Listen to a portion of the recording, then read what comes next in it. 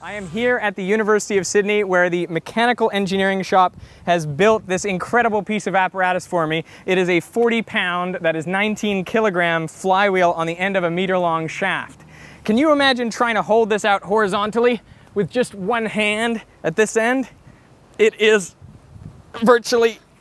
impossible, okay? I'm going to try to lift it over my head with one hand while it's spinning.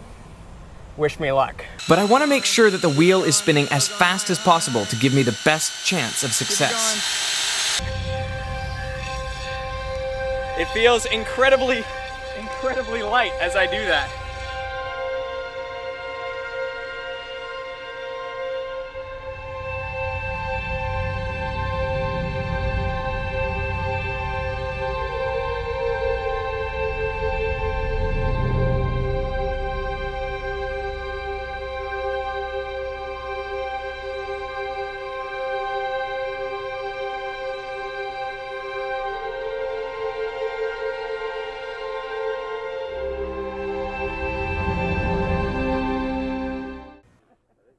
How does a caterpillar transform into a butterfly? A caterpillar at a certain stage of its development consumes more than its metabolic needs. When that happens is the body of the caterpillar starts to die, but within the body of the caterpillar there are some cells that are called the imaginal cells. They're imagining becoming butterflies, and they start to gather in clusters, and then they start to connect with each other, and then they start to use the dying, decaying carcass of the caterpillar as their nutritive soup. It becomes the culture medium in which they grow. And one day, the connectivity of the clusters of the imaginal cells reaches a critical threshold, and a dormant gene wakes up, and in that is the whole information for the creation of a butterfly, which then flies out. For me, this is an example of what is called a quantum leap of creativity in nature. And that we are that privileged species that can take these quantum leaps ourselves. If you've learned a lot about leadership and making a movement, then let's watch a movement happen start to finish in under 3 minutes and dissect some lessons. First, of course, a leader needs the guts to stand alone and look ridiculous. But what he's doing is so simple, it's almost instructional. This is key. You must be easy to follow. Now here comes the first follower with a crucial role. He publicly shows everyone else how to follow.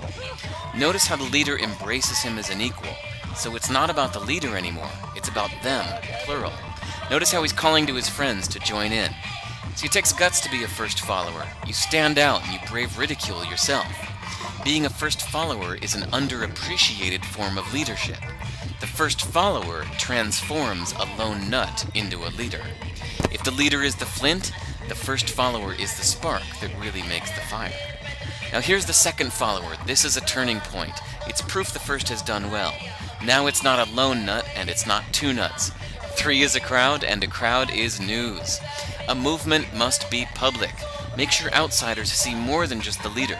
Everyone needs to see the followers because new followers emulate followers, not the leader.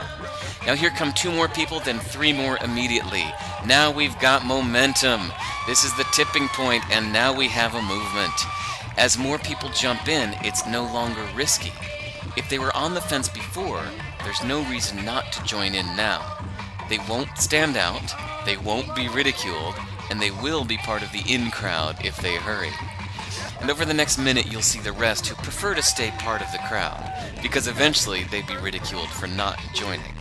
And ladies and gentlemen, that is how a movement is made. So let's recap what we've learned. If you are a version of the shirtless dancing guy, all alone, remember the importance of nurturing your first few followers as equals, making everything clearly about the movement, not you. Be public, be easy to follow. But the biggest lesson here, did you catch it? Leadership is overglorified. Yes, it started with the shirtless guy, and he'll get all the credit, but you saw what really happened. It was the first follower that transformed a lone nut into a leader. There's no movement without the first follower. See, we're told that we all need to be leaders, but that would be really ineffective. The best way to make a movement, if you really care, is to courageously follow and show others how to follow. When you find a lone nut doing something great, have the guts to be the first person to stand up and join in.